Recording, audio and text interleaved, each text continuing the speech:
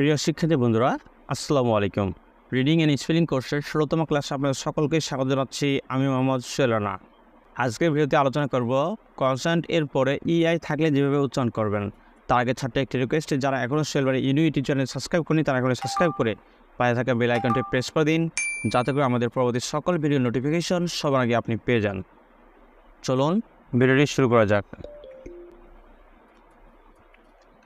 বিইআই, বি, বিইআই, বি, সিইআই, সি, সিইআই, সি, ডিইআই, ডি, দি, ডিইআই, ডি, দি, এফইআই, ফি, এফইআই, ফি, জিইআই, গি, জিইআই, গি, এইচইআই, হি, এইচইআই, হি, জেইআই, জি, জেইআই, জি, কেইআই, কি, কেইআই, কি, এলইআই, লি, এলইআই, লি, এমইআই, মি, এমইআই, মি, এনইআই, নি, এনইআই, নি, পিইআই, পি, পিইআই, পি, কিউইআই, কি,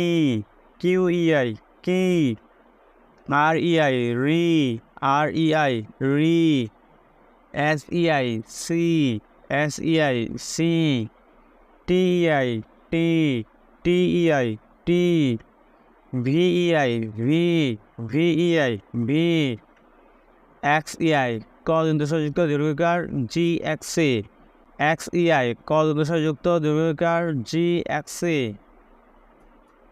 জেডইআই, জি, জেডইআই, জি, বিইআই, বি, সিইআই, সি, ডিইআই, ডি, দি, এফইআই, ফি, জিইআই, গি, এইচইআই, হি, জেইআই, জি, কেইআই, কি, এলইআই, লি, এমইআই, মি, এনইআই, নি, পিইআই, পি, কিউইআই, কি, আরইআই, রি, এসইআই, সি, টিইআই, টি, ভিইআই, ভি, এক্সইআই, ক-দন্তস্বরযুক্ত দীর্ঘকার জি এক্সি, জেডইআই, জি।